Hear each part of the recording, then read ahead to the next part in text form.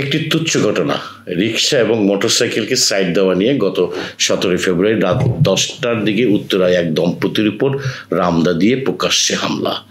এই দৃশ্যটি ভাইরালও হয়েছে।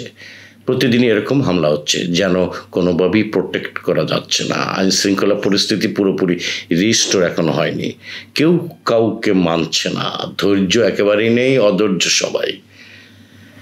এত অধৈর্যের মধ্যেই বড় বড় রাজনৈতিক দলগুলো ইউনূস সরকারকে নির্বাচনের জন্য চাপ দিচ্ছে।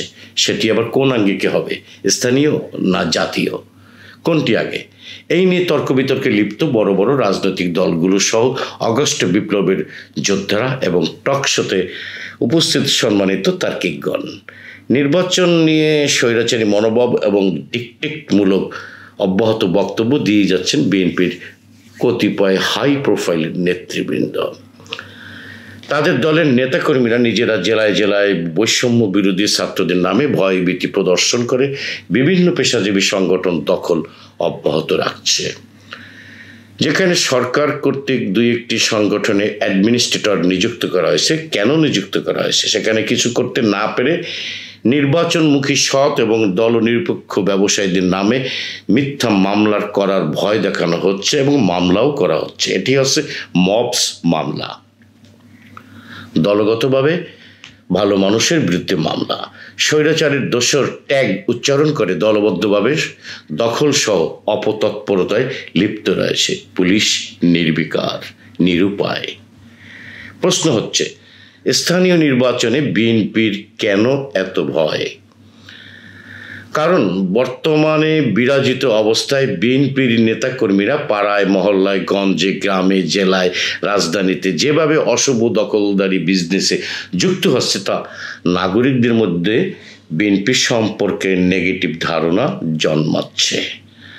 5 আগস্টের পূর্বে বিএনপি ছিল একটি মজলুম দল। 5 আগস্টের পরে বিএনপির কর্মফল পতিত স্বৈরাচারের চেয়েও কম নয়, বরঞ্চ 1 ডিগ্রি এগিয়ে আছে। নতুন বাংলাদেশ গড়ার ক্ষেত্রে বিএনপি বিদ্যমান সিস্টেমের মধ্য থেকে নির্বাচন চায়।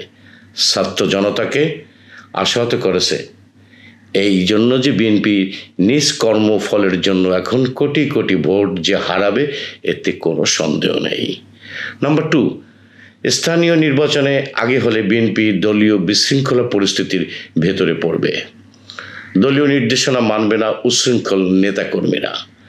একটা হট্টগোল অবস্থা হবে, ফলে দলকে নিয়ন্ত্রণ রাখতে পারবে না, যার দরুন জাতীয় নির্বাচনে মারাত্মক রকম ঝুঁকির পরিস্থিতি সম্মুখীন হতে হবে।